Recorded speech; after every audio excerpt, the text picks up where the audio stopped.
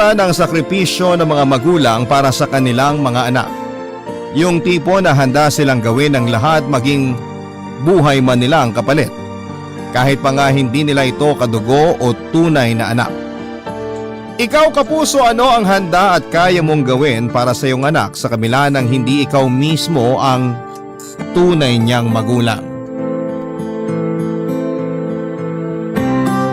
Dear Papa Dudut, magandang araw po sa inyo at sa mga loyal kabarangay na nakikinig ngayon. Itago nyo na lamang po ako sa pangalang Lilet. 53 years old at kasalukuyang nakatira sa bayan ng Angono sa Rizal. Nais ko lang sanang ibahagi ang aking kwento dahil sa kagustuhan na mabigyan ng paalala mga taong nagbabalak na magkaroon ng anak pero hindi pa naman handa at pag-isipang mabuti dahil aminin man natin o sa hindi. May mga magulang na kapag nagkaroon na ng anak ay basta na lamang ipamimigay o kaya naman ay inaabandona ang kanilang mga anak.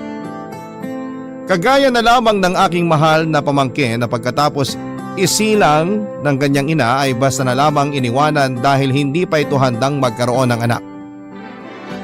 Papadudot, dahil sa hirap ng buhay namin noon ay napilitan kaming magtrabaho ng kapatid kong sineng sa ibang bansa sa murang edad. 20 years old ako noon habang sineng naman ay 16 years old, pero dahil matangkad ito at hindi halatang bata ay napeke namin ang kanyang birth certificate para lamang makapagtrabaho sa Japan. Naging maganda ang takbo ng trabaho namin sa Japan bilang mga entertainer at talaga namang naging kilala at paborito ang kapatid kong sineng dahil kakaiba naman talaga ang ganda niya. Pero makalipas ang isang taon mahigit ay nalaman ko na buntis ang kapatid ko. Nabuntis ito ng isang hapon kaya naman umiiyak siyang lumapit sa akin noon. At sinabing hindi pa siya handa at ayaw niya pang magkaanak. Ang tanging nasabi ko na lamang sa kanya noon na kung buntis siya ay wala na kaming magagawa pa. Dahil ang bata ang isa sa mga pinakamagandang regalo ng Diyos sa isang tao. Pero hindi para sa kapatid ko dahil ang tingin niya sa batang yon ay malaking sagabal sa trabaho niya. At dahil nga sa pagbubuntis niyang yon ay napilitan siyang bumalik ng Pilipinas dahil hindi na rin naman siya makakapagtrabaho dahil sa kalagayan niya. Ang mahirap pa ay hindi alam ng kapatid ko kung sino bang nakabuntis sa kanya.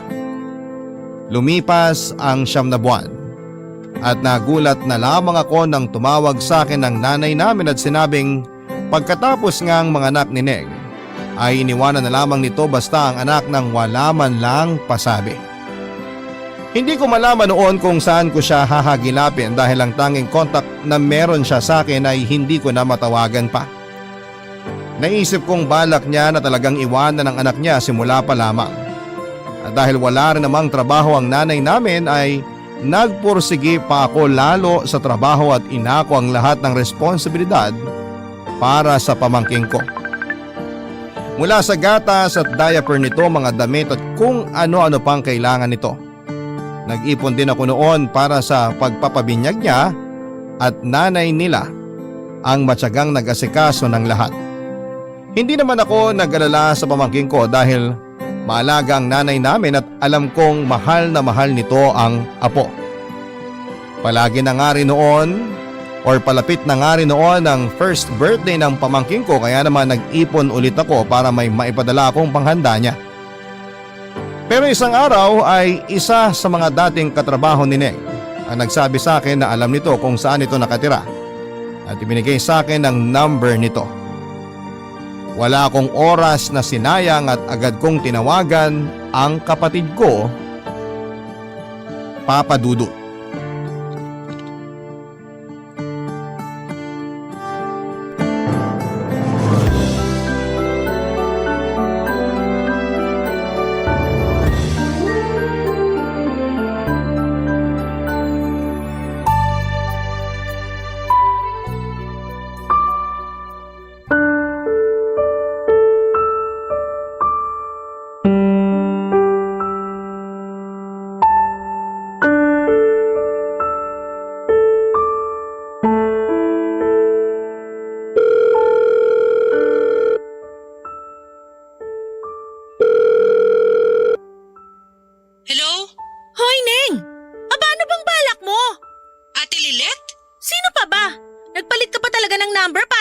namin makontak ha?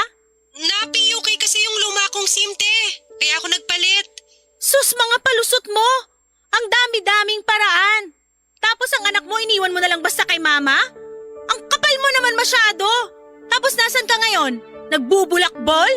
Ano ba yan? Sermon agad! Hindi ko naman iniwan eh. Ibiniling ko lang kay mama kasi nga bumalik na ako sa trabaho. At anong trabaho? Ako nga, wag mo akong pinaglololoko. Sinabi sa akin ng barkada mo na nasa Pilipinas ka pa rin at kasama mo yung bago mong boyfriend. Sinong barkada?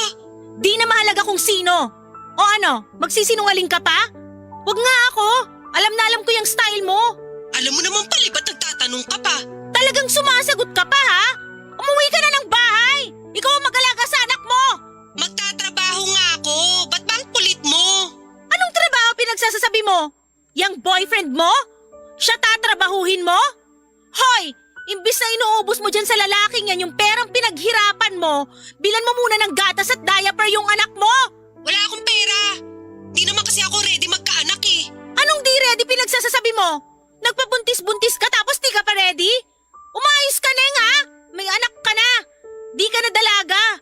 Kaya imbes na nakikipagbahay-bahayan ka dyan sa bahay ng lalaking yan, alagaan mo yung anak mo doon. Ano? Aanak-anak ka tapos si mama pag-aalagain mo? Kapal ng mukha mo! Ako lahat tumako ng responsibilidad sa anak mo kasi naaawa ako. Tapos ikaw tamang pasarap sa buhay? Ate naman! Magtatrabaho nga ako! Nag-a-apply ako ng trabaho malapit dito. Tigilan mo ako sa mga ganyan mo! Sinabi sa akin ni Rochang na pinapadalang kanya ng pera para sustento sa anak niya. Tapos di mo man lang maabutan si mama para may pambili man lang ng gatas at diaper yung anak mo? Huwag mong lustayin sa walang kwentang tao yung perang pinapadala sa'yo. Pag ikaw naubusan ng pera, tatalikuran ka ng mga yan. Sinasabi ko sa'yo, pera lang habol ng mga yan, lalo na yung lalaki mo. Ano bang paki mo? Pera ko to at ako magdedesisyon kung saan ko gagastusin. Aba talaga? Pera mo? Pera ng anak mo yan, kapal na mukha mo. Huwag ka lang talaga magpapakita sa akin, kakalbuhin kita. Kung makikita mo ko. Gusto mo ampunin mo na lang anak ko. Total pabida ka eh. Talagang bastusan ha? Wala ka talagang modo. Kaya di na ako magtataka kung buong angkan natin galit sa'yo. Oo, epal ka kasi. Pabida ka masyado. Natural. Kasi ako, marunong ako makisama at responsable akong tao. Ikaw, tingnan mo nga yung ginagawa mo ngayon. Iniwan mo yung anak mo para sumama sa lalaki mo. Di mo man lang magawang kumustahin. Anong klaseng nanay ka? Hindi ko ginusto maging nanay. Kaya kung gusto mo, di ikaw magpakananay sa kanya. Total feel na feel mo. Naririnig mo ba sinasabi mo? Ba't di mo ayusin yung buhay mo? Para naman may magawa kang matino. Palagi naman akong walang magawang matino sa paningin mo eh. Gusto nyo, kayo palagi yung tama. Kasi tama naman talaga kami. Masyadong matigas ang ulo mo. Di ka nakikinig sa amin tapos grabe ka pa kung makasagot-sagot sa akin. Bahala kayo sa buhay nyo. Sinabi ko na nung una pa lang na ayoko naman talaga magkaanak. Hindi na ako magpapakita sa inyo. Bahala na kayo sa batang yan.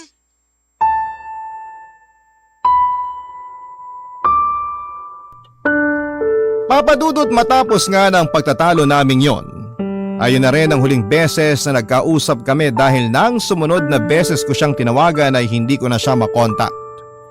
Lumipas din ang maraming taon at hindi na talaga siya nagparamdam o nagpakita sa amin kaya tuluyan ko nang inako ang responsibilidad sa aking pamangkin pati na ang pagiging ina nito. Sa totoo lang ay wala akong pagsisisi sa ginawa ko dahil pamangkin ko naman yon. Masabi ko ngang sulit ang lahat ng sakripisyo at pagod ko para maibigay sa kanya ang magandang buhay na dapat ay para sa kanya dahil lumaki siyang mabait, magalang at mapagmahal. At lalo akong naging masaya noon nang ako naman ang magbuntis sa long-time boyfriend kong Hapon. Pero dahil sa nabuntis nga ako ay kinailangan ko na ring bumalik ng Pilipinas at naiwan sa Japan ang boyfriend ko. Hindi naman kami nahirapan nang umuwi na ako dahil may ipon naman ako.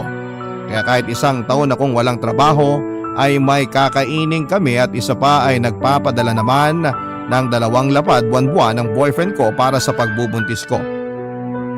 Habang lumalaki nga ang tiyan ko ay mas lalong nagiging sabik si Remy na makita na raw ang kapatid niya.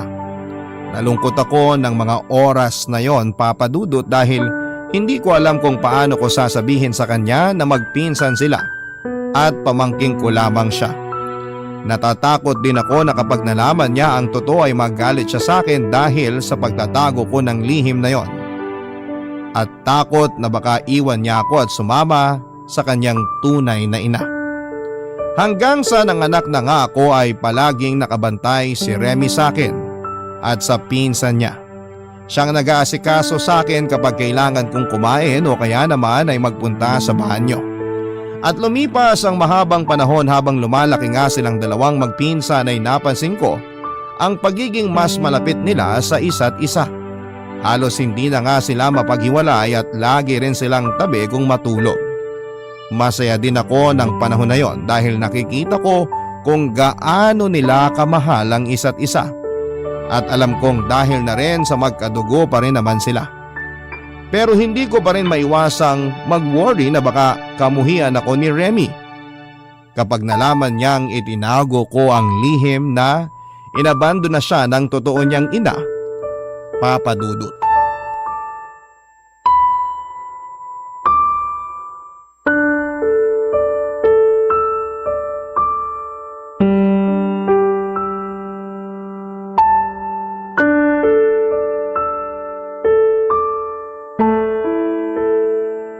Oh, tulala ka na naman dyan. Ang dami ko lang iniisip, Ma. Tulad ng ano? Ay, di ko kasi alam paano ko sasabihin kay Remy yung tungkol sa nanay niya. O bakit? Kailangan pa bang makilala ni Remy yung walang kwentang nanay niya na nang iwan sa kanya? Karapatan pa rin naman niyang malaman yung totoo. O di sabihin mo sa kanya. Nagdadalawang isip nga ako, Ma eh. Paano kung magalit siya sa akin? Mabait na bata si Remy, tsaka matalino. Sigurado naman ako maiintindihan niya kung bakit ang tagal nating inilihim sa kanya ang tungkol sa totoo niyang nanay. Paano kung dumating yung araw na iwan niya ako? Tapos hanapin niya si Ning. Praning ka na naman eh. Mahal na mahal ka ng pamangkin mo, kaya hindi ka niya magagawang iwan. Pero paano nga kung ganun yung mangyari? Di ko kakayanin, Ma. Parang tunay na anak na turing ko kay Remy. Alam ko naman yun. Kaya ipanatag mo ang loob mo. Hindi tayo iiwan ni Remy. Nagigilty lang kasi ko na may tinatago ko sa kanya. Ay, wala naman akong kasalanan pero ako pa tong natatakot. Kung bakit naman kasi si Ning pa naging nanay ni Remy. Nagpabuntis-buntis siya tapos di naman pala siya handa sa mga responsibilidad. Ay, ewan ko ba sa kapatid mong yon? Yan ang napapala ng mga hindi nakikinig sa magulang eh. Lumalaking walang direksyon ng buhay.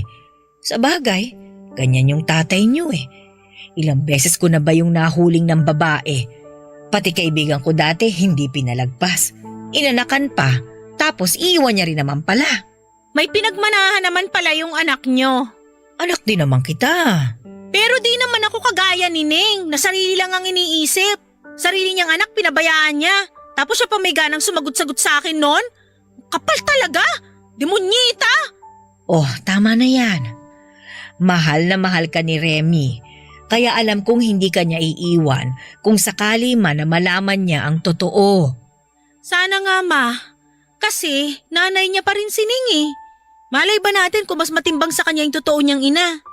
Ano ka ba? Tigilan mo na nga yung kapraningan mo. Basta ako na ang nagsasabi. Hindi mo pa ba kilala si Remy? Tayo ang nagpalaki sa kanya kaya dapat tayo ang mas nakakakilala sa kanya. Hindi tayo nagkulang sa kanya. Lalong-lalo ka na. Ikaw ang nagpalaki, ang nagsakripisyo at naghirap para sa kanya. Ano ba yan, Ma? Para namang kinukwenta niyo yung hirap ko kay Remy. Hindi, ano ka ba? Ang sinasabi ko, sa tingin mo ba pipiliin ni Remy ang nanay niyang hindi niya naman nakita simula pagkabata? Yung nanay na iniwan siya pagkasilang sa kanya at hindi na binalikan pa? Ikaw ang nandoon. Ikaw ang nagpuno sa lahat ng pagkukulang ng walang kwenta niyang ina. Paano kung magrebelde si Remy pag nalaman niya yung totoo? Maglaya siya, mapariwara siya. Manahimik ka nga. Baka mamaya magkatotoo lahat yung mga sinasabi mo. Mabait at matalinong bata si Remy. Kaya maiintindihan niya kung bakit natin itinago sa kanya ang totoo. Kaya tumigil ka na. Ang mabuti pa, magluto ka na. Pauwi na yung mga anak mo galing sa eskwela.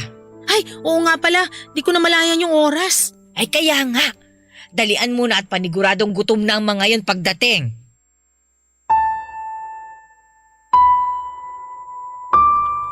Sa kabila ng pagpapagaan ni Mama ng loob ko ay hindi ko pa rin maalis sa akin ang pangamba. Dahil nga sa takot ako noon na magalit sa akin si Remy kapag nalaman niya ang katotohanan, ay mas pinili ko na lamang ibaon sa limot ang totoong pagkatao niya. Mabuti na nga lang at nang maipanganak ni Neng, si Remy ay pangalan ko ang nilagay nito sa birth certificate ng anak niya. Kaya wala ngang magdududa na hindi ko anak si Remy. Habang tumatagal rin noon ay nagiging madalang na ang pagpapadala sa akin ng boyfriend ko at mabibilang na lang din sa daliri ang pagtawag-tawag nito sa akin. Hanggang sa nalaman ko na lamang na nag-asawa na pala ito pero hindi ko akalain na magiging madali lang para sa akin ang paghihiwalay namin. Lalo pa nga papadudot at alam ko naman sa sarili kong minahal ko siya. Pero baka dahil sapat na ang pagmamahal na natatanggap ko kay Remy at sa anak ko ay hindi na ako nanghangad pa ng pagmamahal mula sa ibang tao. Lalong-lalo na sa boyfriend ko. Sapat na sa akin ang pagmamahal ng mga anak ko. Barangay Love Stories. Barangay Love Stories. Nalalapit na rin ang 18th birthday noon ni Remy kaya naman lihim ako naghahanda para sa araw na yon. Matagal na rin naman akong nagtabi ng pera para sa espesyal na araw na yon dahil sobra-sobra naman ang naipapadala ng dati kong boyfriend. Hindi man bongga ang maging debut ni Remy ay ang importante ay maranasan niya ang pakiramdam na para siyang prinsesa sa araw ng kaarawan niya. Ayaw kong palampasin ang isa sa mga pinaka-importanteng araw sa buhay ng isang babae, Papa Dudut. Kahit na pamangking ko lamang siya ay sobrang mahal na mahal ko siya. Hindi man ako ang totoo niyang nanay ay handa akong gawin ang lahat para sa kanya at para sa anak ko. Masasabi ko ngang iwan ako ng lahat wag lamang ng mga anak ko. At noong malaman nga ni Remy na pinaghandaan ko ang nalalapit niyang debut ay agad niya akong kinausap at pinilit na iurong na ang selebrasyon.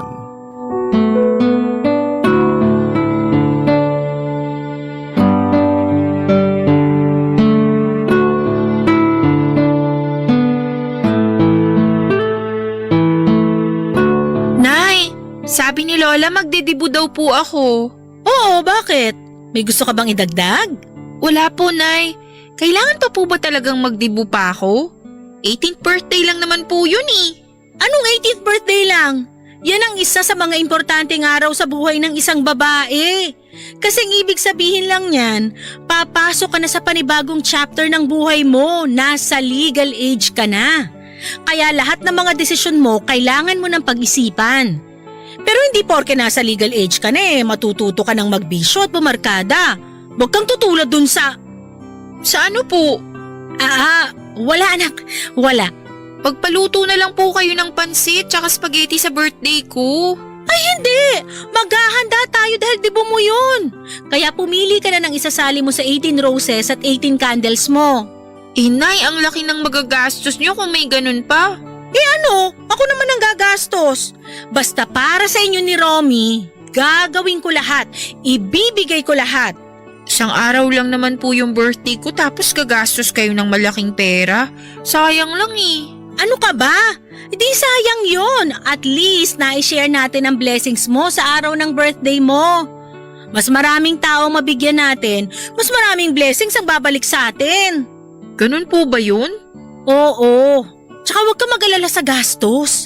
Nagtabi talaga ako para sa debut mo. Salamat po, Nay. Hayaan niyo po, babawi ako sa inyo kapag nakapagtapos na ako ng pag-aaral. Gagawin ko kayong reyna. Sus, di naman importante sa akin yun. Ginagawa ko to para sa inyo ng kapatid mo at hindi ako nanghihingi ng kapalit. Basta magtapos ka lang ng pag-aaral, okay na sa akin. Basta, Nay, Pagagawan kita ng mansyon tsaka bibilan din kita ng kotse. Sige lang anak, libre naman mangarap. Nay naman seryoso po ako. O siya, sige na. Ano palang gusto mong kulay ng gown mo? White na lang po. O sige, may gusto ka pa bang idagdag sa handa mo, nak? May gusto kang ipaluto? Okay na po yun, Nay. Kung ano po yung nasa listahan nyo, yun na lang po. Basta may spaghetti po Hindi talaga mawawala yung paborito mo, no? Siyempre po. Thank you po, Nay. I love you po. Sus, ng bola pa. Alo, love ko naman po talaga kayo Oo na love din kita. Masaya at maayos naman naming nairaos ang dibu ng mahal kong pamangkin. In-invite niya mga kaibigan niya na kasama sa 18 candles at 18 ribbons. Siyempre first dance niya ang kanyang pinsan. Papadudot, napakasarap sa pakiramdam ang makita ko siyang napakasaya sa espesyal na araw sa buhay niya. At yun lang ang tangi kong hiling para sa kanilang dalawa ng anak ko. Masasabi ko nga na napakaswerte ko dahil kahit na single mother lamang ako ay meron naman akong 2 anak na mahal ako. Ang makasama ko lamang silang 2 ay sobrang sapat na para sa akin. Pinilit kong gawin ang lahat na makakaya ko para masuportahan sila at maibigay ang lahat ng pangangailangan nila. Pero dahil wala naman akong trabaho at umaasa lamang ako sa perang naipon ko sa bangko, papadudot, nakapag-decide ako na gamitin ang natitira kong pera para makapagbukas ng kahit maliit na negosyo. Nagluto ako ng mga almusal at pananghalian na hindi rin nagtagal ay naging mabenta. Madalas din ay nagdi-deliver ako ng mga pagkain sa mga crew ng restaurants na hindi afford ang bumili ng pagkain doon. Kapag nagde-deliver naman ako ay si mama ang nagbabantay sa mga paninda ko. Kahit paunti-unti ay nakakaraos kami sa pang-araw-araw na pagkain namin. Baon ng mga bata sa school at syempre sa mga bills. Pagtitinda nga lang ng pagkain ang naging katuwang ko para mapag-aral ang 2 kong mga anak hanggang sa tuluyan ko na ngang napagtapos ng college si Remy. Natapos nito ang kursong business management at hindi kalaunay nakapasok bilang assistant manager sa isang 5-star resort sa Newport City sa tulong na rin ng malayong kamag-anak namin na doon din nagtatrabaho. Halos maiyak ako sa naging tagumpay ni Remy sa buhay at ang tanging nasabi ko na lamang sa sarili ko noon ay sa wakas, nagbunga din ang lahat ng sakripisyo ko. Nagpapasalamat din ako sa Diyos dahil kahit kailan ay hindi niya kami pinabayaan. Papadudot, kahit na may maayos na trabaho na si Remy, ay hindi pa rin ako tumigil sa pagtitinda kahit na ilang beses na niya akong pinapatigil noon. Hindi ko rin naman basta-basta matatalikuran lang ang naging isang bagay na nakatulong sa akin para makapagtapos siya ng pag-aaral. Isa pa ay ayaw kong umasa sa kanya dahil hindi ko siya pinagtapos para gawing bangko na kapag kailangan ko ay magwi-withdraw ako. Pinag-aral at pinagtapos ko siya para kung sakaling mawala ako sa mundo ay may maganda at maayos silang buhay. Dahil wala namang ibang tutulong sa kanila sa oras ng kagipitan kundi ang mga sarili lamang nila. Guminhawa na rin ang buhay namin simula na makapagtrabaho na si Remy. Kahit nga hindi ako humihingi sa kanya ay kusa siyang nagbibigay. Ang bahay namin na dating bitak-bitak ay naipa-renovate na rin niya. Minsan naman, papadudod, ay pinapasyal niya kami sa resort na pinagtatrabahuhan niya at nakakatuwa dahil iba't ibang celebrity ang nakikita namin doon. Nakakapag-pa-picture pa nga ako.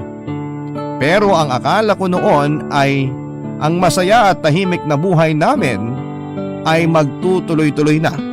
Pero nagulo ang lahat ng isang araw ay bigla na lang sumulpot sa bahay ang kapatid kong si Neng, papadudot.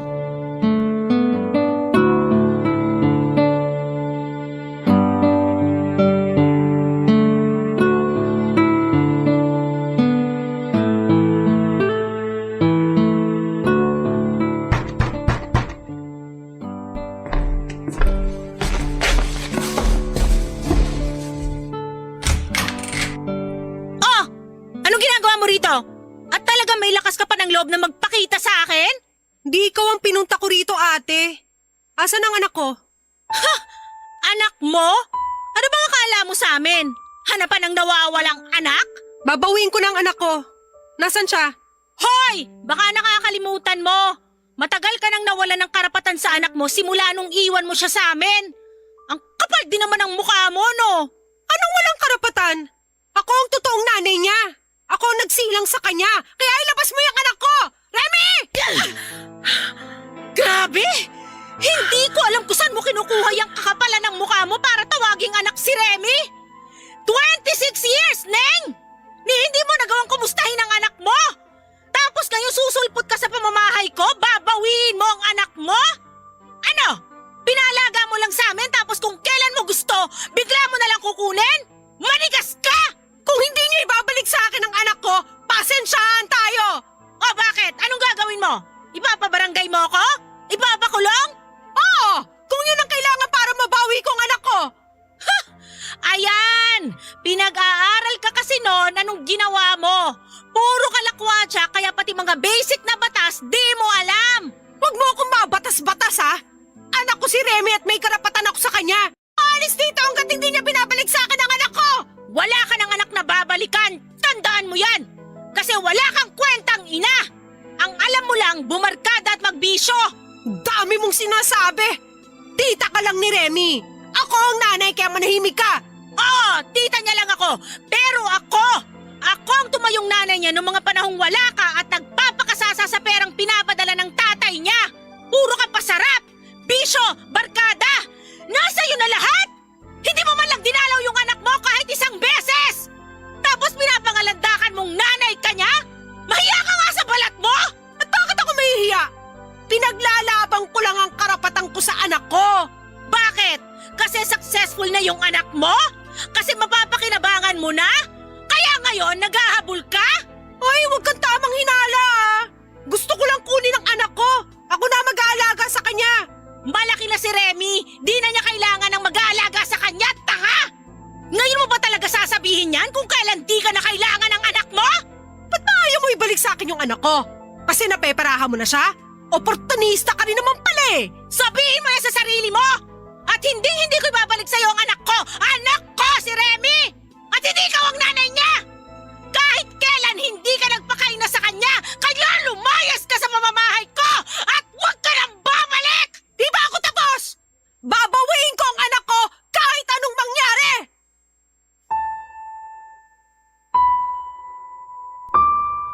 Papadudot hindi ko alam kung ano ang mararamdaman ko ng mga oras na yon. Galit ako na nalulungkot at nangangamba. Dahil ang isipin ko pa lamang na malalayo sa akin si Remy ay hindi ko na kaya. Minahal ko si Remy at pinalaki na para ko ng tunay na anak. Hindi man siya sa akin mismo lang galing ay walang katumbas ang pagmamahal ko sa kanya. Sa kanilang dalawa ng kanyang pinsan. At alam ko rin na mga oras na yon ay hindi ko na mapipigilan ang tadhana kung sakali mang pagtagpuin silang mag-ina at dumating ang araw na malaman niya na hindi ko siya tunay na anak at pamangking ko lamang siya. Pero kahit na ganoon ay handa akong irespeto ang magiging desisyon ni Remy, Papadudut. Kung sakali man na dumating na nga ang araw na yon, Papadudut. Barangay Love Stories. Barangay Love Stories. Halos lamunin na nga ako ng anxiety ko dahil sa dami ng negatibong bagay na naiisip ko. Yung pakiramdam na anumang oras ay kukunin ng kapatid ko sa akin si Remy na alam ko namang wala akong karapatan kahit ipaglaban ko pa siya. Dahil hindi naman ako ang tunay niyang ina. Minsan nga naisip kong ipagdamot na lamang siya pero hindi pwede dahil kahit pagbali-balik ta rin man ang mundo, ay anak pa rin siya ng kapatid ko. Hindi ko lang matanggap na iniwan niya si Remy tapos kung kailan tahimik na ang buhay namin ay saka naman siya manggugulo. Napaka-unfair lang na iniwanan niya ang anak niya at natiis na hindi makita ng napakaraming taon. Tapos ay bigla na lamang itong magpapakita na parang walang nangyari. Na para lang siyang nagtabi ng gamit na hindi ginagamit at nung kailangan na niya ay saka niya hahanapin o kukunin. Ilang araw nga matapos ng pag-uusap namin ni Neng ay nag-umpisa na itong mangulit, Papa Dudut.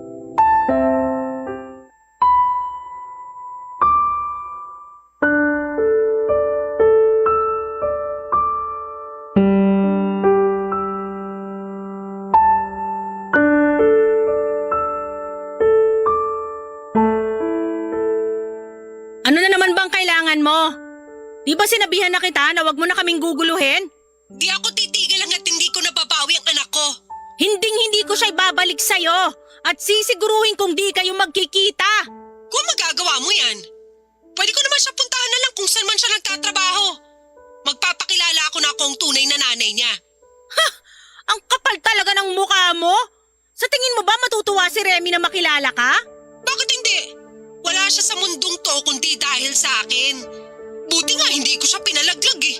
Walang hiya ka talaga? Wala kang kwentang ina! Hindi mo deserve na magkaroon ng anak na kagaya ni Remy! Kahit ano pang sabihin mo, nanay niya pa rin ako. Kung ako sa'yo, sabihin mo na lang sa kanya yung totoo. Kaysa sa iba niya pa malaman. Sinong tinakot mo? Kaya malaman niya sa akin o hindi, inabandona mo pa rin siya. Sa tingin mo ba matatanggap ka ni Remy bilang nanay niya? Mag-isip ka nga! 26 years mo siyang pinabayaan! Tapos ngayon maganda na ang buhay niya, saka ka magpapakita? Natural. Alam mo naman ikaw lang ang makinabang sa anak ko. Ano kayo, sinuswerte? Wala siya kung wala ako. Tatawag ulit ako ha. O kaya sulpot na lang ako dyan pag may oras ako. Para naman makilala na ako ng anak ko na ipinagdadamot nyo. Sige na! Kapatid mo na naman ba yung tumawag? Ma, pwede ba? Hindi ko kapatid yon. Kapal talaga ng apog niya. Nabubuisit ako sa kanya. Ang sarap niyang sabunutan hanggang sa mapunit yung anit niya. Umiral na naman yung pagkabayolente mo. Wala na tayong magagawa sa kapatid mo. Nakuha niya ang ugali ng tatay ninyo eh. Nakakainis lang kasi, ma eh. Maayos ang buhay ni Remy. Ba't kailangan pa niyang bumalik sa buhay namin? Saka kilala ko yung Sineng. Kaya niya gustong bawiin si Remy kasi pwede na niyang mahinga ng pera. Style niyang anak niyo, bulok! Hindi naman magpapauto yung si Remy. Matalinong bata yun. Pero di siya madamot. Mapagbigay siya. Kita niyo nga sa atin kung paano siya magbigay. Kahit di naman tayo nanghihingi. Ayoko lang na maabuso ni Neng si Remy pagdating sa pera. Magtiwala ka lang kasi sa kanya. Malaki na siya. Alam na niya kung anong gagawin niya sa oras na manghuthot ng pera sa kanya ang nanay niya. Sumasakit na ulo ko. Dami-dami ko nang iniisip eh. Dumagdag pa yung demonyitang yon. Ewan ko ba naman kasi sa'yo at nagpapa-apekto ka dyan sa kapatid mo? Alam ko naman na ikaw ang pipiliin ni Remy. Di ko alam, ma. Wala talaga akong tiwala dyan kay Neng eh. Alam na alam mong di gagawa ng maganda. Ay, hayaan mo na. Kahit naman may karapatan siya kay Remy, si Remy pa rin naman ang magdedesisyon kung kanino niya gustong sumama. Kaya wag ka nang mag-alala dyan.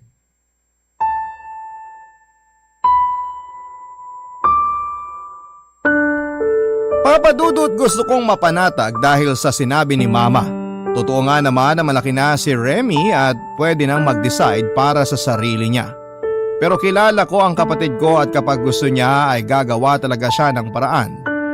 Dahil nga sa sagutan namin yon ng kapatid ko sa telepono, Papa Dudut, hindi ko po mapigilang mag-isip ng hindi maganda. Yung tipong gustong gusto kong manakit. Gusto ko siyang pagsasampalin para kahit papaano ay magnipis naman ang pagmumukha niya. Dahil sa totoo lang ay hindi ko malaman kung saan niya kinukuha ang kakapalan ng mukha niya para sabihin sa akin ang mga bagay na yon. Pero naisip ko rin na sino nga lang ba ako. Tita lang naman ako ni Remy na nag-aruga at nagpalaki sa kanya pero hindi ako ang tunay niyang ina. Kahit ano pa ang nagawa ng kapatid ko ay may karapatan pa rin siya dahil siya ang nagsilang kay Remy.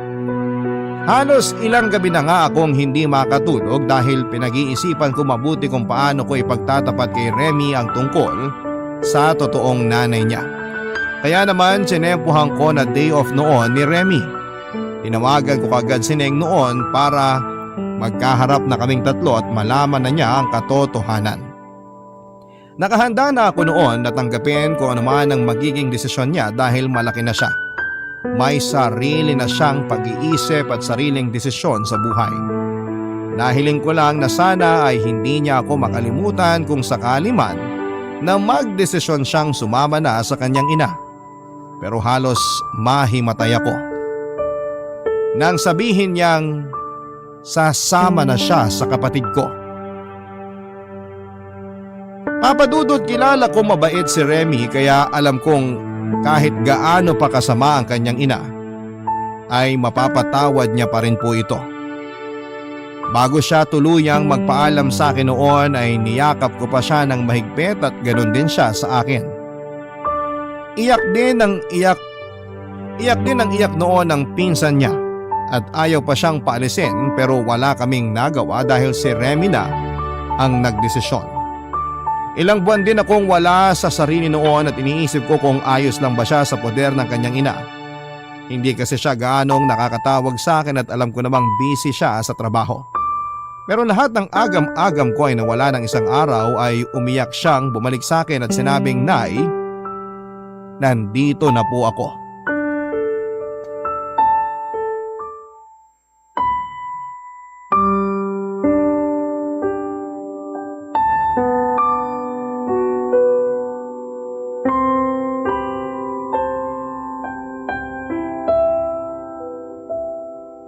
Diyos ko po, Remy!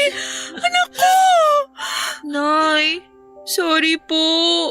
Hindi ko po kayo gustong iwan. Tama na. Wala kang kasalanan. Ang importante, bumalik ka sa amin. Pasensya na po kung hindi ko nasabi sa inyo yung plano ko. Sorry po kung biglaan. Sa totoo lang po, Nay, wala naman po akong balak sumama talaga kay Tita Neng. Gusto ko lang po magkaroon ng pagkakataon na makilala siya. Kung ano bang klaseng tao yung taong nag-abandona sa akin. Sorry po, Nay, kung nasaktan ko kayo sa biglaan kong pagdedesisyon. Hindi, anak. Ayos lang. Ang mahalaga sa akin, nandito ka na. Grabe! Miss na miss kita sobra! Namiss ko rin po kayo, Nay. Ang akala ko tinalikuran mo na kami ng nanay Lilet mo at ni Romy eh. Sorry po, Lo. Hindi ko po magagawa sa inyo yun. O kumusta naman ang pagtira mo sa mama mo? Malungkot po. Iniisip ko po kasi kayo. Saka wala pong nag-aasikaso sa akin pag umuwi ako galing trabaho. Namimiss ko po yung pambibaby niyo sa akin. Lalo na po kapag sobrang pagod ako galing sa work. Bakit? Ang mama mo, anong ginagawa? Lagi pong wala si Tita Neng sa bahay kasi may lalaki pong sumusundo lagi sa kanya. Tingnan mo na! Hanggang ngayon pabaya pa rin siyang ina sa'yo? Tapos ang kapal ng mukha niya na kunin ka sa akin? Nanghihingi ba ng pera sa'yo? Opo. Magkano? Madalas po 1,000. Minsan naman po 3,000. Anong sinabi ko sa inyo, ma? Huhut-hutan niya lang ng pera si Remy kaya gigil na gigil siyang makuha yung bata sa akin. Ay, ikaw naman, nak. Huwag kang masyadong nagpapauto sa mama mo.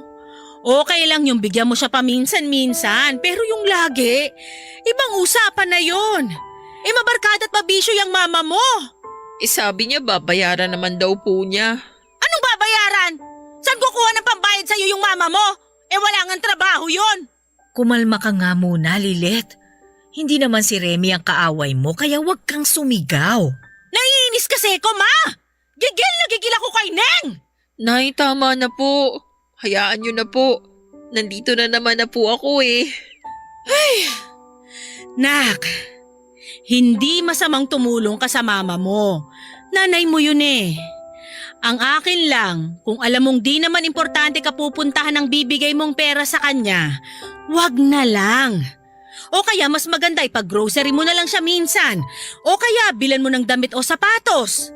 Kasi kung pera ibibigay mo sa mama mo, ipapang bisyo niya lang yan. Ipapang libre sa mga barkada. Ang tanda na ng mama mo pero wala pa rin siyang pagbabago. Tatandaan ko po yung mga bili ninyo, Nay. Pero sorry po ulit. Hindi ko na po kayo ulit iiwan. Ay, thank you, Nak. Masayang masaya ako't nakabalik ka na sa amin. Habang nandun nga po ako kay Tita Neng, may isang bagay po akong na-realize. Oh, ano naman yon?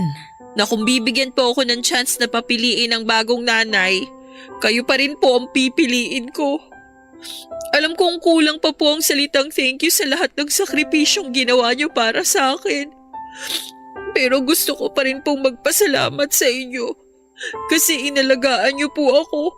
Pinalaki at binigyan ng maayos na buhay at higit sa lahat, minahal niyo po ako ng buong buo. Kapantay ng pagmamahal niyo kay Romy. Habang buhay ko po natatanawin ang utang na loob ko sa inyong dalawa ni Lola Yoli. Ang makasama lang kita, Nak. Sobrang sapat na sa akin. Hindi mo kailangan tumanaw ng utang na loob sa akin dahil tunay na anak ang turing ko sa'yo. Pareho ko kayong mahal ng kapatid mo at gagawin ko ang lahat para sa inyo. Thank you po ulit, Nay. Mahal na mahal ko po kayo. Mahal na mahal din kita, anak. O paano yan? Kailangan po nating i-celebrate ang reunion natin. Si Romy na lang po ang kulang. Oo nga. Maaga pa kasi nasa trabaho pa yon. Basta pagdating ni Romy, aalis po tayo. Saan naman tayo pupunta? Ipapasyal ko po ulit kayo dun sa hotel. May concert po kasi nagaganapin mamayang hapon dun. May foreign artist po. Tapos kakain po tayo ng masasarap after ng concert. Ay, gusto namin ng nanay mo yan. Hindi ba, Lilet? Oo, Ma. Pero kahit saan lang tayo mamasyal, ayos lang sa akin. Ang importante, kasama ko tong si Remy ko. Papadudot halos walang paglagyan ang tuwa ko nang sa wakas ay nakabalik na siya sa akin. Ang buong akala ko kasi ay tuluyan na niya akong iniwanan pero hindi pala, Papadudot. Ginawa niya pala yon para sandaling makasama ang ina at makilala ito. Sadyang napakabait nga ni Remy dahil sa kabila ng sama ng loob sa ina ay napatawad niya rin po ito. Paminsan-minsan nga ay nag-aabot siya ng tulong para sa ina at kung minsan naman ay pinag-grocery niya ito. Dahil hindi naman daw porke inabando na siya ng kanyang ina ay pababayaan na niya ito. Yun na lamang daw ang paraan niya ng pagrespeto sa taong nagsilang sa kanya. Sa ngayon nga, Papadudot, ay medyo maayos na ang samahan nila na mag-ina. Madalas ay dumadalaw si Neng sa anak pero naroon pa rin ang pagkailang nito sa kanya. Maging ang tawagin po itong mama ay hirap pa rin siya. At naiintindihan ko naman si Remy. Dahil hindi ganoon kadaling makisama sa taong hindi mo pa gaanong kilala at ganoon ang sitwasyon nilang dalawang mag-ina sa ngayon. Pero alam ko namang hindi magtatagal ay matututunan din ni Remy na ituring itong ina. At dito ko na nga po tinatapos ang aking kwento. Maraming salamat po, Papadudut, sa pagpili ng aming kwento ngayong araw. Ang inyo pong forever kapuso at kabarangay, Lilet. Barangay Love Stories.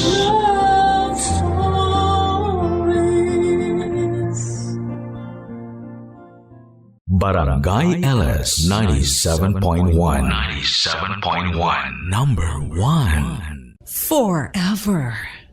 Kabarangay, i-share mo ang iyong barangay love stories. Sabay-sabay nating pakinggan ang iyong kwento ng pag-ibig, buhay at pag-asa. Ipadala lang sa barangaylovestories@yahoo.com.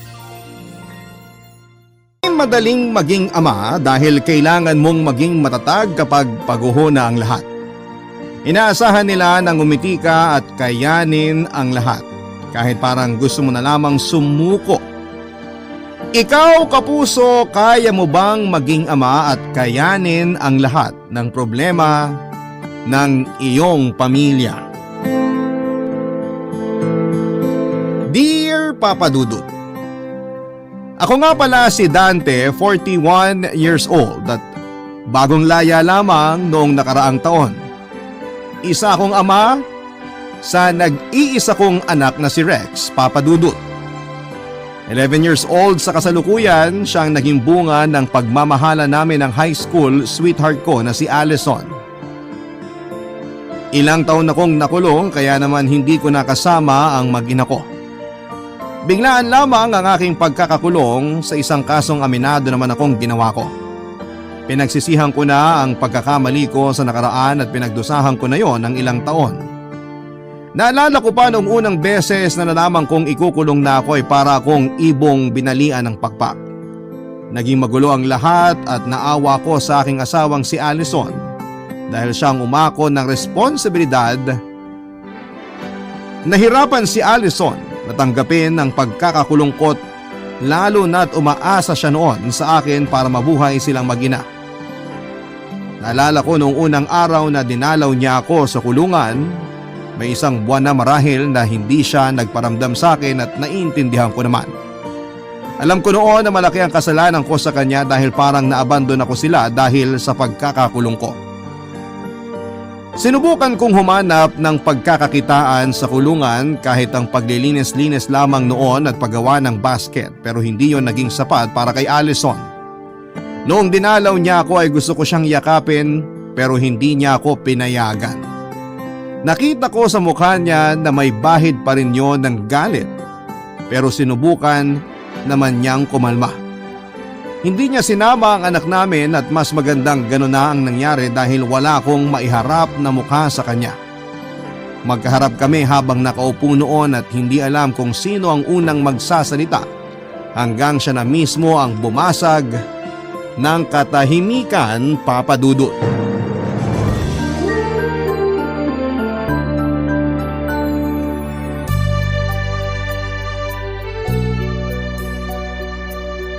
Dante, Kumusta ka na? ayos lang. Maputla ka. Kulang lang sa tulog. Panggabi rin kasi ko. Nangangayayat ka. Lahat ba ng mali sa katawan ko papansinin mo? Pasensya na ha. Ang tagal lang kasi nung huli kitang nakita. Nanibago lang ako. Sorry rin. Pagod lang siguro. Pasensya ka na ako, nagalit ako. Alam ko naman.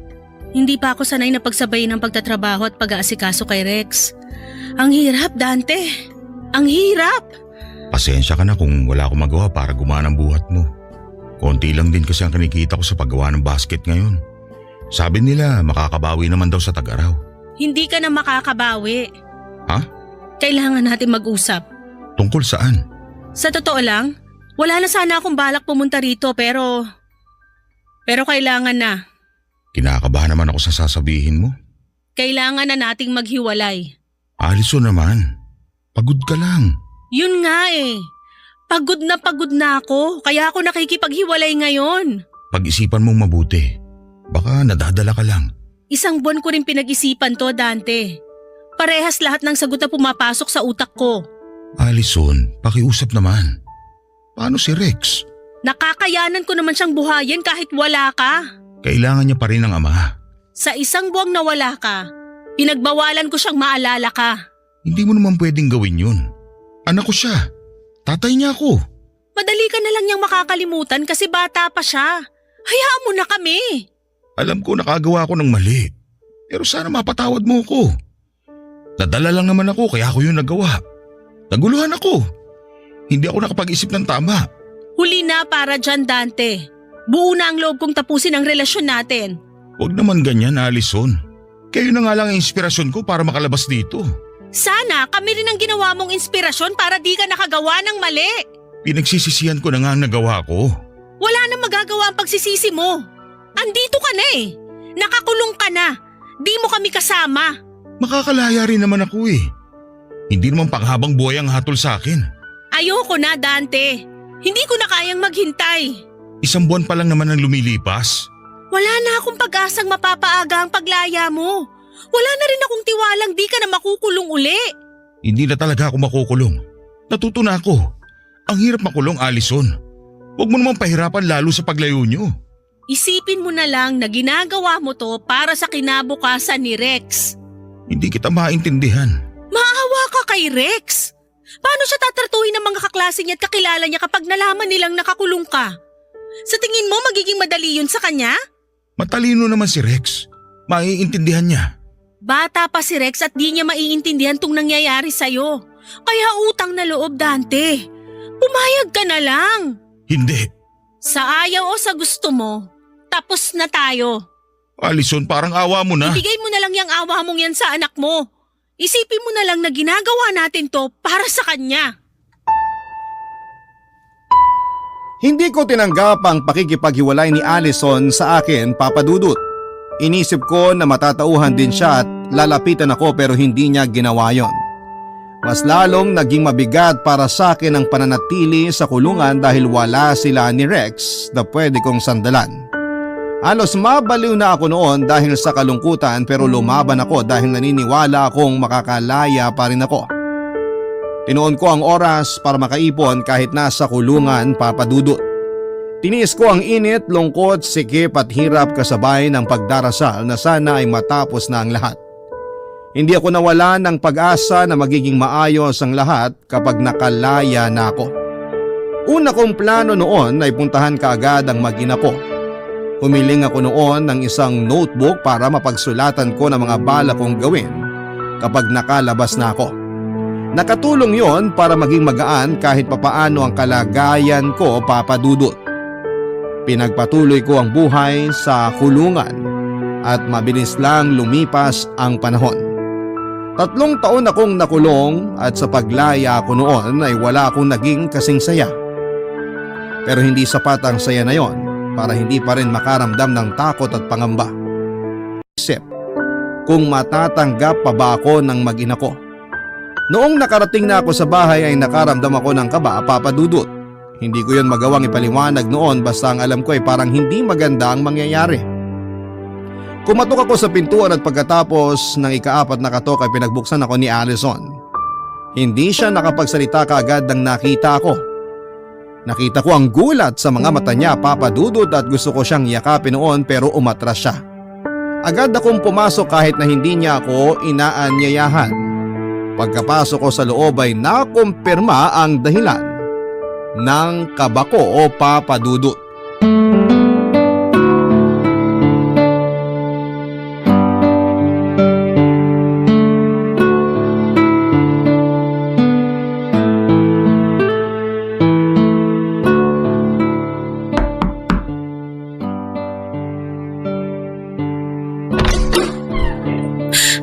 Dante? Alison, Bakit ka nandito? nakalaya na ako. Tulad ng pangako ko. Asan si Rex? Pasok na ako, ha? At teka lang, Dante. Walang halos nagbago sa bahay natin, ha? Maliban dyan sa electric fan na yan sa tabi ng mesa. Kabibili mo lang ba yan? Sira na ba yung dati? Dante, mag-usap muna tayo. Yung bubungan natin, hindi na ba tumutulo? Dante naman, bakit di ka nakikinig? Pasensya ka na. Namiss ko lang tong bahay natin, eh. Lalo ka na. At syempre si Rex. Asan nga pala si Rex? Andun siya kay nanay ngayon. Susunduin ko siya sa linggo ng gabi. Bakit siya nandun? Ayaw mo bang may kasama rito para hindi ka mag-isa? Umalis ka na muna, Dante. Sa ibang araw na lang tayong mag-usap. Sabayin na lang natin sunduin sa linggo si Rex. Gusto ko siyang sorpresahin. Hindi pwede. May naipon ako. Pwede tayong kumain sa labas tapos makakabili pa ako ng laruan ni Rex. Hindi na kailangan, Dante. Please, umalis ka na. Bakit mo ba ako pinapalabas sa bahay natin? Saan ako matutulog? Ewan, bahala ka. Basta matagal ka nang hindi nakatira rito sa bahay. Ako ang nagpundar nito, di ba? Kami ni tatay. Bakit naman hindi ako pwede rito? Dante! Allison? PJ! Oh, may bisita pala tayo. Di ka man lang nagsabi. Kararating lang din niya. Saka, di ko alam na nagising ka na pala. Nagising lang ako nung may narinig akong ibang boses. Sino ka? Eh ikaw, sino ka? Ako si Dante. Ako naman si PJ. PJ? Dante, ka-live-in ko si PJ. Teka, anong ka-live-in? PJ, siya ang tatay ni Rex. Ah, ikaw yun. Sorry pare Hindi ko natandaan pangalan mo eh. Kasi minsan ka lang binanggit ni Allison sa 2 taon namin magkarelasyon. Pasensya na Allison, nasabi mo na ba sa kanya na sa linggo pa ang uwi ni Rex dito? Oo, kakasabi ko lang. PJ, bili ka na muna ng ulam natin sa labas. Hindi kasi ako makakapagluto eh. Marami pa akong gagawin ngayon. Ayos lang ba? Sige, bili na ako ngayon. Sakto magpapaload din ako eh. Dante, labas muna ako ha. Balik ako agad. Kwentuhan mo kami mamaya. Nakipag-live-in ka na, Allison? Bakit? Ano bang inaasahan mo? Hihintayin kita hanggang sa makalaya ka? Hindi ba dapat ganun ang ginagawa ng asawa? Nakipaghiwalay na ako sa'yo, di ba? 3 taon na tayong hiwalay. Bakit parang nabibigla ka pa? Kasi akala ko galit ka lang nun. Masama ang loob mo kaya malungkot ka lang. Sinabi ko na sa'yo lahat ng kailangan kong sabihin nun. Wala na akong magagawa kung di mo yung tinanggap. May mahal na akong iba, Dante. Paano si Rex? Walang problema kay Rex. Mahal din siya ni PJ. Para na silang mag-ama. Pero akong tatay niya. Ang tagal mong nawala. Pero nandito na ako ngayon. Wala ka ng mga panahong kailangan kita. Sabi ko naman sa'yo maghintay ka. Ako pa ang kailangan maghintay ay ikaw tong nakulong. Allison, pakiusap. Umalis ka na, Dante. Saka na tayo mag-usap. Humanap ka muna ng matutuluyan mo pansamantala. Aalis kami rito kung gusto mo. Hindi ko kayo gustong umalis dito. Gusto ko kayong makasama. Hindi na nga pwede kasi di na kita mahal. May iba na ako. Mag-move on ka na rin, please. Ang anak ko, Allison. Ako na ang bahala sa kanya. Gusto ko siya makita. Hindi. Hindi pwede. I'm sorry. Akala ko noon ay wala nang mas bibigat pa sa pagkakakulong ko. Pero meron pa pala, Papa Dudut. Wala nang mas naging mabigat pa sa pagtalikod sa akin ni Allison. Ilang beses ko pa siyang kinumbinse na hanapin sa puso niya ang natitirang pagmamahal para sa akin, pero tumanggi na siya, Papa Dudut. Hindi na raw niya ako mahal noon. Pinagtakloban ako ng langit at lupa, Papa Dudut. Ganon din ang pagpapalayas na ginawa niya sa akin palabas para hindi ko na maabutan pa ang pagbabalik ng bago niyang ka-live-in na si PJ. Wala naman akong nagawa kundi ang magpatulak na lamang sa kanya palabas. Masyado na akong mahina noon para labanan pa siya. Nakita ko na lamang ang sarili ko naglalakad sa paradahan ng jeep at wala naman akong eksaktong lugar na pupuntahan noon dahil naguguluhan na ako talaga. Napaupo ako sa paradahan at kahit na ilang jeep na noon ang nagdaan ay hindi pa rin ako sumasakay. Hanggang maisip kong puntahan noon ang nag-iisa kong kapatid para makituloy. Nagulat din siya noong nakita ako dahil wala na sigurong umaasang makakalaya pa ako. Pinaliwanag ko sa kanya lahat ng mga nangyari at tinanggap naman niya ako, Papa Dudut. Nakiusap akong makituloy muna pansamantala sa kanya habang hindi pa ako sigurado noon sa mga plano ko. Wala naman naging problema dahil mag-isa lamang siya sa bahay dahil nasa ibang bansa ang mag-ina niya. Mabuti na lang at ando noon ang kapatid ko kundi ay wala akong ibang pupuntahan kundi ang sa kalye. Noong sumapit ng gabi ay hindi ako nakatulog. Kahit mas maayos na ang kama ko noon kumpara sa naging higaan ko sa kulungan ay hindi ko pa rin yon magawang magustuhan. Para pa rin akong nakakulong noon sa pakiramdam ko dahil sa lungkot na hindi makawala sa puso ko. Pinangako ko sa sarili ko na kung hindi ko man mabawi si Allison, ay kay Rex ako lalapit. Gusto ko noon na ma-involve pa rin sa buhay ng nag-iisa kong anak at sana'y mapagbigyan yon ni Allison.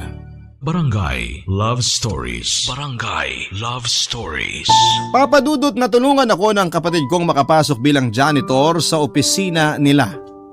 Mababa lamang ang inoffer nilang sahod sa akin dahil sa pagkakakulong ko pero tinanggap ko yon. Sinabi naman nila na kapag umabot ako ng 1 taon at wala namang ibang masamang ginawa ay tataasan nila ang sahod ko. Natuwa naman ako sa munting pag-asa na yon dahil sobrang kailangan ko yon ng mga panahong bagsak na bagsak ako. Tinipid ko ang sahod ko para makabili ng cellphone na pangkonta kay Allison. Bumili na rin ako ng mumurahing laruan na ipapasalubong ko kay Rex kapag napilit ko na si Allison na iharap sa akin ang aking anak. Hindi ako nawala ng pag-asa na mapapayag si Allison na makasama ko na si Rex. Payag na nga ako noon kahit na anong klaseng setup ang gusto niya sa aming mag-ama basta ang importante ay makasama ko lamang si Rex. Madalas kong i-text si Allison para kulitin pero hindi siya nagre-reply sa akin. Hindi ko naman sila magawang puntahan noon sa bahay dahil nahihiya rin ako kay PJ. doon sa bago niyang kinakasama. Halos kaedad din ata namin si PJ base sa ilang mga puting buhok niya at sa tindig na rin niya papadudot.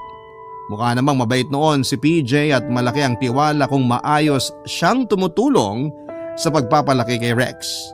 Pero gusto ko noon papadudot na maging katuwang din ako ni Allison sa pagpapalaki kay Rex dahil ako ang totoong ama niya.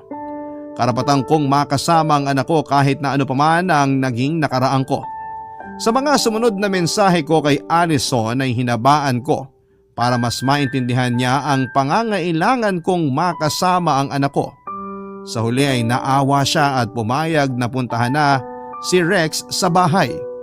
Wala akong kasing saya noon, Papa Dudut.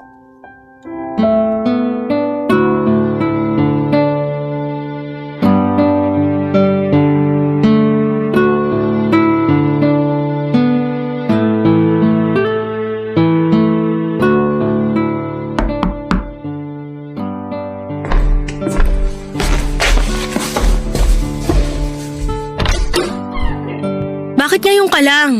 Kanina pa kita hinihintay. Hinintay ko pa kasi yung karelyebo ko. Pasok. Maupo ka. Mag-usap tayo. Nasaan na si Rex? Kasama ni PJ. Lumabas sila. Babalik rin mamaya. Mabait talaga si PJ kay Rex, no? Oo. Sabi ko nga sa'yo para silang mag-ama eh. Pero ako pa rin yung totoong tatay niya. Sa kasamaang palad. Allison, salamat kasi hindi mo pinagkait si Rex sa akin ngayon. Ang kulit mo kasi eh. Nakakarindi ka na. Magpasalamat ka kay PJ. Siya ang nagkumbinsi sa akin ay pakita sa'yo si Rex. Paano ba tayo ngayon? Paano ang schedule? Isang beses mo lang siya sa isang linggo pwedeng hiramin. Hindi ba pwedeng dalawa? Ako ang nanay. Ako ang masusunod. Okay. Pwede bang tuwing Sabado para saktong day off ko? Meron ka na bang maayos na tirahan ngayon? Doon ako sa kapatid ko tumutuloy pansamantala. Pero hahanap ako ng mas maayos na mauupahan para komportable rin si Rex. Ayaw mo bang kunin na lang tong bahay? Eh saan kayo titira? Maghahanap. Hindi na kailangan. Kayo na lang dito. Kaya nga pinagsikapan namin to ni tatay para kay Rex eh. Salamat. Sa sustento pala. Hindi mo na kailangang magbigay. Kaya na naming dalawa ni PJ. Pero gusto ko sana. Ilibre mo na lang si Rex kapag nasa iyo siya. Mag-ipon ka na lang para makabangon ka uli. Salamat sa pangunawa. Inuunawa ko lang ang sitwasyon ni Rex. Sana makahanap ka ng sarili mong matutuluyan para di nakakahiyang makitira sa kapatid mo. At para may mapagmamalaki ka na rin sa anak mo. Yun naman talaga ang plano ko kaya nag-iipon ako ngayon. Huwag ka mag-alala. Malapit na yon. Siguraduhin mo lang. Pwede bang makahingi ng listahan ng mga dapat kong malaman kay Rex? Mga paboritong pagkain, yung mga hindi pwede sa kanya, kung ano oras siya dapat matulog. Oo, buti pinaalala mo. Matagal ka nga palang nawala. Marami na ring pagbabago sa anak mo. Ang tagal naman nila makabalik. Gusto ko na makita si Rex eh. Sa susunod na Sabado na lang. Ayusin mo muna ang sarili mo. Di pa ngayon ang tamang panahon para magkaharap kayo ng anak mo. Na-excite lang ako. Namiss ko kasi siya eh. Sa susunod na Sabado na lang. Walang problema. Binubuksan mo pa ba ang Facebook mo? Sa ngayon hindi. Wala kasing oras saka nakalimutan ko na yung password ko. Good. Kung pwede sana kapag nagbukas ka na ng Facebook mo, huwag kang magpo-post ng pictures niyo ni Rex. Bakit naman? Basta, hayaan mo na lang tong gusto ko mangyari kung gusto mong ipakita ko pa sa'yo si Rex. Pwede ba kaming magpicture man lang sa cellphone? Pwede. Basta wag lang ipopost.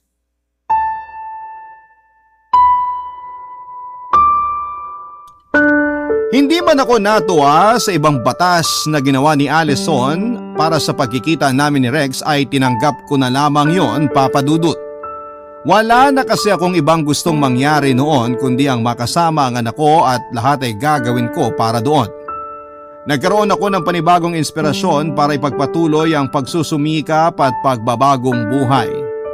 Nakita naman yon sa trabaho ko at may mga pailan-ilan akong katrabaho na nagre-request na kunin ako bilang tagalinis ng bahay nila kapag may oras ako. Nasayahan ako roon kasi dagdag na pagkakakitaan yon. Ang ibig sabihin lang noon sa akin ay mas mapapabilis ang pag-iipon ko at makakalipat na ako sa sarili kong uupahan. Wala na bang masama noon kung makituloy muna ako sa kapatid ko, pero gusto kong ipakita noon kay Rex na kaya ng tatay niya ang mabuhay nang hindi umaasa sa ibang tao. Gusto ko noon na maging proud siya sa akin, Papa Dudut. Nakiusap ako kay Allison na bigyan pa ako ng 3 buwan bago ako makipagkita kay Rex. Nailing lamang siya dahil akala niya tinatakasan ko ang responsibilidad ko kay Rex. Ang hindi niya lang alam noon ay nagdoble kayod ako para may pang-down na ako sa uupahan kong apartment. Nangutang din ako sa kapatid ko para makabili ng kahit kaunting gamit. Hinanda ko ang lahat para masiguradong komportable ang buhay ni Rex kapag kasama ko siya, kahit na 1 beses lamang sa 1 linggo. Tumagal ng 6 na buwan bago ako naging kumpiyansa na kaya ko na. Noong naramdaman kong ayos na ang lahat ay nag-text na ako kay Allison para hiramin si Rex. Pinasundo naman niya sa akin si Rex sa bahay at natakot ako nung una na baka mailang si Rex sa akin, pero laking gulat ko noong niyakap niya ako nang makita niya ako sa may pintuan. Naiyak ako dahil hindi ko yon inaasahan at nagpasalamat akong muli kay Allison at saka inaya na si Rex na umalis. Dinala ko muna siya sa mall para kumain at mabilhan ang gusto niyang laruan. Gabi na nga noong nakauwi kami sa bahay at para kaming hindi nagkahiwalay ng matagal dahil sa kakaibang koneksyon naming dalawa, Papa Dudut.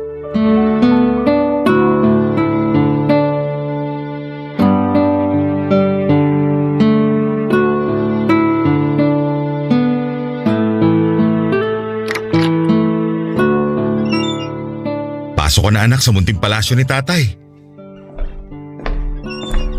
Maupo ka sa sofa anak para makapagpahinga ka. Wow! Ang ganda ng kulay ng dingding mo, Tay! Kulay green! Di ba yan ang paborito mong kulay? Pinasadya ko talaga yan. At ang bango rin po dito. Alam mo, bumili ako ng cologne, yung maliit lang. Tapos hinalo ko sa tubig. Tapos nilagay ko sa spray bottle. Ayun, yun yung pinaspray ko rito. Oh, ayos ba? Ayos na ayos po! Sa bahay kasi laging amoy pritong isda. Alam mo naman paborito ng nanay mo ang isda. Nakakasawa na nga po eh. Hayaan mo, kapag nandito ka, kahit anong gusto mong pagkain, bibiling ko. Basta wag lang po isda ah. Oo, sige. Tay, totoo po bang nakulong kayo? Ha? Sinong nagsabi sa'yo? Si Tito PJ po. Sabi niya nakulong daw po kayo kaya hindi ko kayo nakita dati. Ah, ganun ba?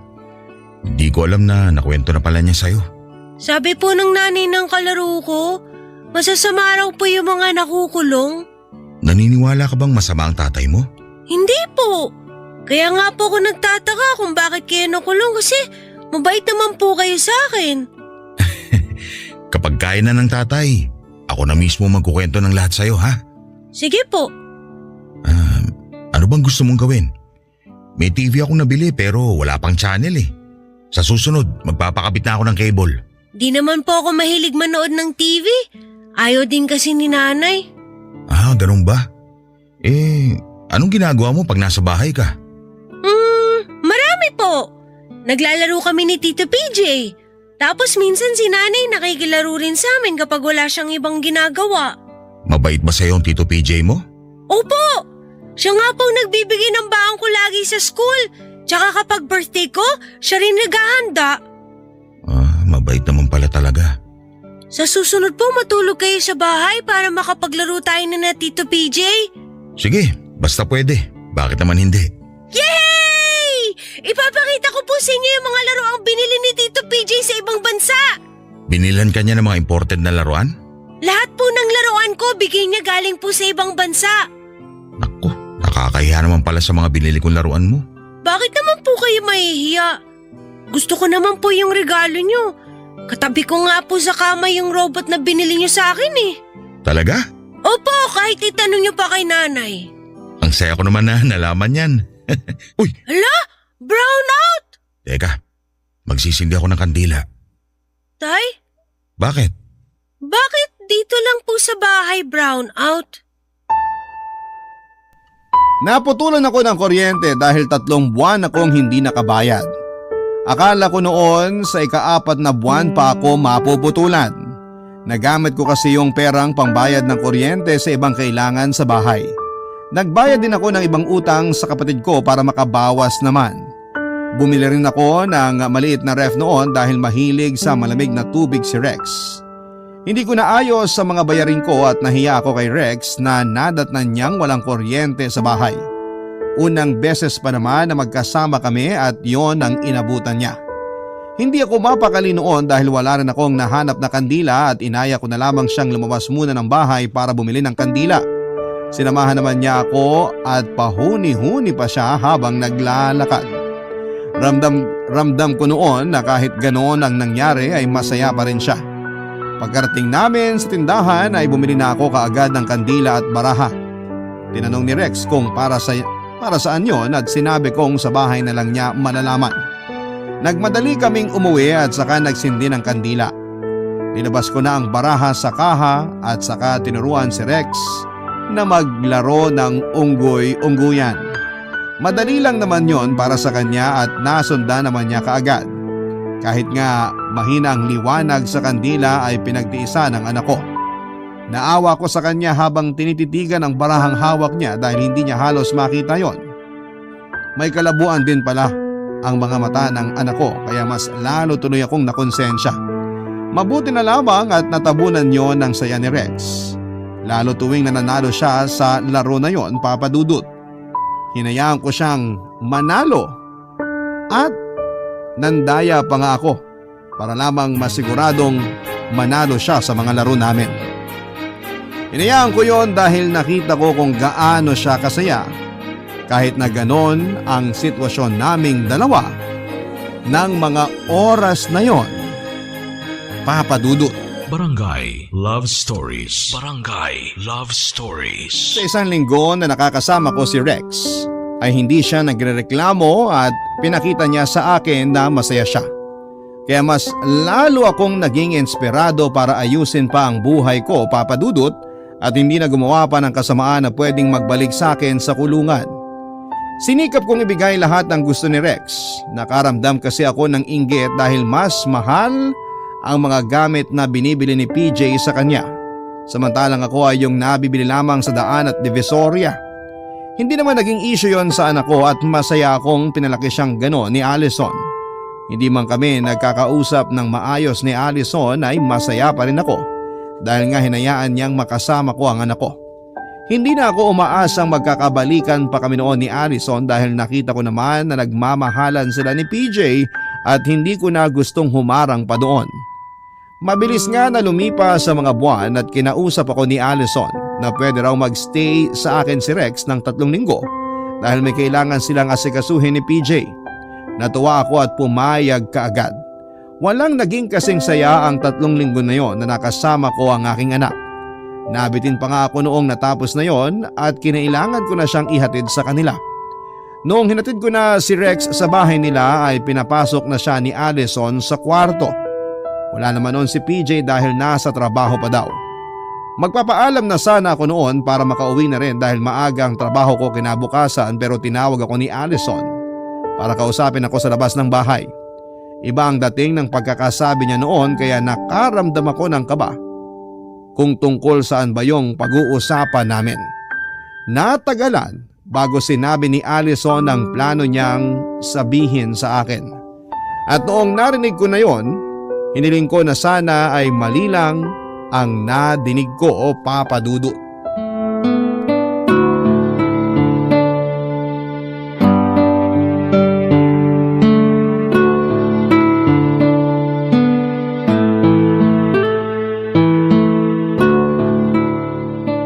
Bakit kailangan dito tayo sa labas ng bahay mag-usap? Baka mamaya iba pa ang isipin ng mga kapitbahay nyo. Importante tong sasabihin ko kasi tungkol to kay Rex. Doon na lang kaya tayo sa loob ng bahay. Sa sala na lang. Baka hanapin tayo ni Rex eh. Saglit lang to. Hindi niya pwedeng marinig kaya nga dito kita kinausap sa labas eh. Mukhang seryoso yan ah. Ay, May problema ba, Allison? hindi ko talaga alam kung magiging problema sa'yo to. Pero para sa akin kasi, ito yung solusyon. Hindi kita maintindihan. Balak naming pumunta ng Canada ni PJ. Wow, Canada! Pangarap mong lugar yan ah. Kailan ba yan? Iwan niyo ba muna sa akin si Rex? Sabihan mo lang ako kung kailan para makapaganda ako. Kasama namin si Rex. Ay sige, maganda yan para makapasyal siya. Bilang mo siya ng makakapal na jacket ha, kasi balita ko malamig dun. Baka magkasakit siya. Nakabili na kami ng lahat ng kailangan last month pa.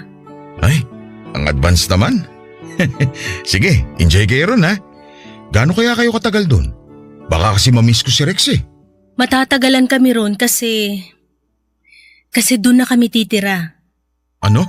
Kaya nga kinakausap kita para ipaalam sa'yo yun. Hindi ako papayag. Kahit sinabihan mo ako ngayon, ayoko. Hindi pwede. Mas magiging maganda ang buhay ni Rex doon, Dante. Maganda naman na ang buhay niya rito ah. Andito lahat ng kailangan niya. Andito mga kaibigan niya, mga kaklase niya. At andito ako. Marami pa siyang magiging bagong kaibigan doon pag tumagal. Ayokong ilayo mo sa akin si Rex. Isipin mo na lang, para sa kanya tong ginagawa natin. Natin? Ikaw lang naman to nagdedesisyon ng lahat eh. Kasi ako ang nanay. Ako naman ang tatay. May karapatan pa rin ako sa kanya.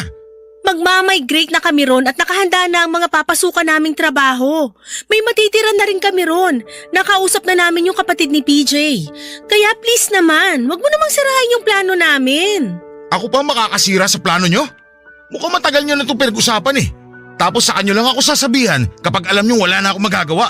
Di mo ba talaga maintindihan na kailangan mo magsakripisyo para sa anak natin? Marami na akong sinakripisyo para sa kanya. Pero wag mo naman akong piliting tanggapin na isakripisyo hindi ko siya makasama sa paglaki niya. Tatay ka, Dante. Magulang ka. Alam mong mas importante ang future ng anak mo kaysa sa nararamdaman mo. Hindi pwede. Ayoko. Sana maintindihan mo naman tong nararamdaman ko. 3 taon din akong nawala. At nasanay ka naman, di ba? Nasanay kang wala siya. Ano pang kaibahan ngayon kung aalis kami at di mo siya makakasama? Sa tingin mo naging madali yung 3 taon na hindi ko siya nakasama? Madali ba sa tingin mo para sa akin na mag-isa? Ay nako, ito na naman po tayo. Huwag mo namang ilayo sa akin si Rex. Parang awa mo na. Kung gusto mo mag-Canada, iwan mo siya sa akin. At anong ipapakain mo sa kanya? Instant noodles sa tinapay? Anong mga ireregalo mo sa kanya? Mga galing sa Tiangge? Masaya naman siya ron. Nakikita ko. Pero alam mong mas magaganda ang pwede niyang makuha kapag nasa Canada na kami. Mas malaki ang sahod namin doon. Gaganda ang buhay ni Rex. Huwag ka namang makasarili. Makasarili? Ha, hindi mo alam kung anong sinasabi mo, Allison. Sa ayaw o sa gusto mo, dadali namin si Rex sa Canada. Wala ka ring magagawa. Sa ayaw o sa gusto mo, pag di ako pumayag, hindi mo makakaladkad si Rex pa Canada. Pag-isipan mo mabuti tong usapan natin, Dante. Galit ka ngayon? Oo. Kausapin mo na lang ako kapag natauhan ka na. Handa pa sana akong makipag-away noon kay Allison kung hindi lang lumabas ng bahay si Rex dahil hinahanap kami. Nagpanggap kami ni Allison na nagtatawanan para walang mahalata si Rex. Mukhang hindi alam noon ni Rex ang plano ni na Allison na dalhin siya sa Canada. Pinigilan kong huwag maging emosyonal habang nagpapaalam kay Rex bago umuwi, Papa Dudut. Hinatid ako ni Allison hanggang gate para ipaalala sa akin ang dapat kong pag-isipan. Ayoko noon na isipin pa ang mga sinabi niya dahil hindi talaga ako payag, Papa Dudut. Kaya lang noong nasa bahay na ako at nakita ko kung anong gamit ang meron ako, sa loob ng bahay ay bigla akong nanlumo. Bigla ko naisip na hindi ko kayang ibigay ang magandang future kay Rex sa ganong kalagayan ko. Hindi kalakihan ang aking sahod doon at alam kong sa paglaki ni Rex, mas malaki na ang gastos at mas dadami ang mga gusto niyang bilhin. Aminado ako noon na hindi ko kaya lalo't nagsisimula pa lamang akong muli sa buhay, Papa Dudut. Binigyan ko ng 1 buwan ang sarili ko para mapag-isipan ang dapat kong gawin. Yun din ang palugit na ibinigay sa akin ni Allison para makapagdesisyon. Nakiusap siyang pumayag na ako at pumirma sa mga papeles na kailangan para mapunta na sa custody nila PJ si Rex, Papa Dudut. Inisip ko pa lang noon na para na akong nadudurog. Parang mas masakit pa yon kesa sa nangyaring pagkakakulong ko. Sinikap kong maging masaya habang kasama si Rex dahil hindi pa ako sigurado noon kung kaya ko at kung gusto kong pigilan ang pagpunta niya ng Canada. Lalo't alam ko naman sa sarili ko na mas magiging maganda nga ang buhay niya doon Sinulit ko na lamang ang lahat ng bawat segundong kasama siya dahil hindi ko alam kung kailan yon mauulit pagdating nila sa Canada. Noong sumapit na nga ang araw ng palugit ni Allison para makapag-decide ako ay hinatid ko na si Rex sa bahay nila para kausapin si Allison.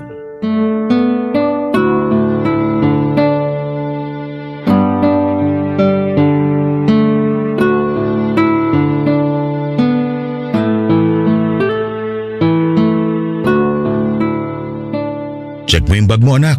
Baka may nakalimutan kang gamit sa bahay ko. Nadala ko na po lahat, Tay. Ay, teka po. Nakalimutan ko pala yung dinosaur ko sa kama niya po. Pwede bang kay tatay na lang yun? Maglalaro din po kayo ng dinosaur, Tay? Itatabi ko lang sa akin pag matutulog ako para pangtaboy ng mga multo. Para hindi sila lalapit sa akin kasi matatakot sila sa dinosaur. Si tatay naman ang tanda na, naniniwala pa rin sa multo. Ganun naman talaga ang tatay mo eh. Rex, dun ka na muna sa kapitbahay. Makipaglaro ka muna kay Eugene. Kanina ka pa kasi niya hinahanap eh. Ayos lang ba? Mag-uusap lang kami ng tatay mo. Sige po, Nay. Tay, balik ako ah. Wait mo ako. Oo naman. Punta ka na ron.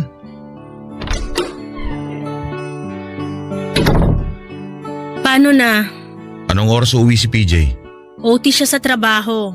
Tayo lang ang kailangan mag-usap kasi tayo lang naman ang magulang ni Rex. Pero parang magulang na rin siya ni Rex. Ayun na nga eh. Kaya sana magaan na sa loob mo na bitawan na si Rex. Kasi nga alam mo naman na parang anak na rin siya ni PJ. Allison, hindi ko talaga kaya eh. Pirma mo lang ang kailangan ko para matapos na lahat ng to. Isang pirma mo lang at mababago mo ang future ng anak mo. Gusto ko pa rin maging parte ng buhay ni Rex. Hindi naman kita pinagbabawalang maging parte ng buhay niya. Tatay ka pa rin niya at hindi yun magbabago.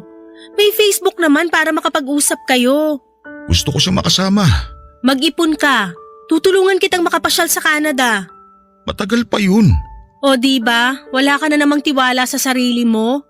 Nauubusan ako ng tiwala sa sarili ko mula nung gusto mong ilayo sa akin si Rex. So may tiwala ka pa sa sarili mo nung nakulong ka? Bakit mo naman kailangan sabihin yan? Desperado na ako na mapapayag ka. Kung kailangan kong ipamukha sa'yo na ex-convict ka, gagawin ko. Grabe, Allison. Sinusubukan ko ng kalimutan yun. Alalahanin mo uli ngayon kung yan ang paraan para mabilis kang makabitaw sa anak mo. Nagbabago na ako. Pero mababago ba ang tingin sa'yo ng mga tao? Wala akong pakialam sa kanila. Paano si Rex? Kung totoong naintindihan na niya na ex-convict ka, na nakagawa ka ng kasalanan kaya ka nakulong, kaya mo ba siyang harapin nun? Ipapaliwanag ko sa kanya lahat. Maiintindihan kaya niya lalo kung sinusulsulan na siya ng ibang tao na masama ka kasi ex-convict ka? Paano ka makakapagbigay ng magandang future sa anak mo? Tanggapin mo nang nakadikit na sa'yo ang pagiging ex-convict mo at makakaapekto yun sa'yo at sa mga trabahong papasukan mo. Hindi totoo yan. Ipakita mo sa akin ngayon na may pakialam ka sa buhay ng anak mo. Pumirma ka ngayon. Hayaan mo na si Rex sa amin. Ayusin mo na lang ang buhay mo dito sa Pilipinas. Mas madali yun kasi bitbit mo pa si Rex sa tabi mo. Allison! Kung totoong mahal mo ang anak mo, gagawin mo to. Pumirma ka na ngayon. Iabot mo na sa akin ang mga pipirmahan ko. Mabuti naman at natauhan ka na. Sana sapat na tong pirma na to. Para patunayan sa'yo na sinikap ko maging mabuting ama kay Rex. Salamat. Akin na nga yung mga yan bago pa magbagong isip mo. Allison, Ano? hindi ko buong nasabi sa'yo dati. Pero gusto ko lang humingi ng tawad sa pagkukulang ko. Tapos na yon. May kanya-kanya na tayong buhay ngayon. Move on na. Nagsisisi ako sa ginawa ko. Hanggang ngayon nandito yung galit sa sarili ko. Ay, wag ka nang umiyak kasi baka biglang dumating si Rex. Ang hirap magpaliwanag sa batang matanong. Wala na, huli na, umiiyak na ako. Basta lagi mo lang sana ako ipapaalala sa kanya. Ipapaalala mo na mahal ko siya. Ayoko makalimutan niya ako.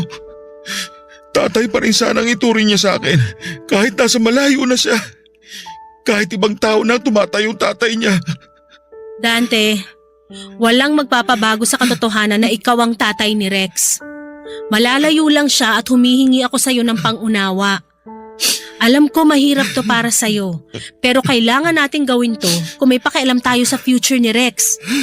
Naiintindihan mo na ba? Susubukan ko. May tissue sa ibabaw ng ref. Punasan mo na yung mukha mo bago bumalik si Rex. Ex-convict. Ito ang salitang nagpabitaw sa akin kay Rex, Papa Dudut.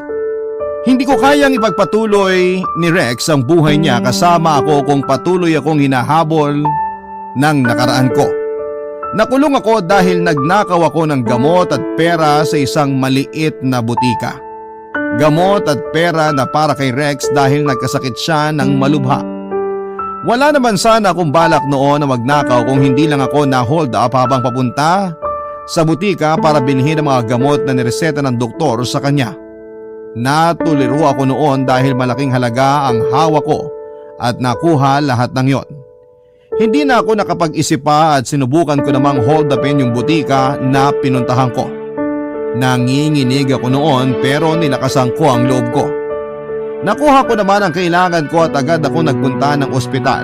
Yun nga lang ay nasundan ako at doon ako sa ospital mismo nadampot. Hindi ko na nagawang ipaglaban ang sarili ko dahil alam kong nagkamali ako. Pinagdusahan ko na ang pagkakamaling yon pero kung kailangan ko ulit gawin yon para madugtungan ang buhay ng anak ko ay gagawin ko ng walang pag-aatubili. Bilang isang magulang, hindi ba't gusto lang nating maibigay ang dapat para sa mga anak natin? Nagkamali ako minsan at hindi ko naman yon itatanggi. Mahirap lang talagang maging isang magulang kasi hindi mo na alam kung ano ang tama at mali sa isang sitwasyon kapag anak na ang pinag-uusapan. Sana sa mga magulang na katulad ko na nakikinig sa inyo ngayon ay magawa nyo sanang maintindihan ang sitwasyon ko. Hanggang dito na lamang ang aking liham. Naway nakapagdala ko ng aral sa inyong lahat kahit nagsimula ang lahat sa kasalanan. Maraming salamat po sa inyo Papa Dudut at sa bumubuo ng Papa Dudut ng programa ninyo sa Barangay Love Stories. Ang inyong kabarangay forever, Dante. Barangay Love Stories.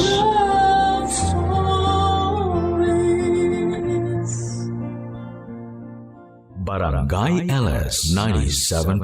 97.1. Number 1. Forever!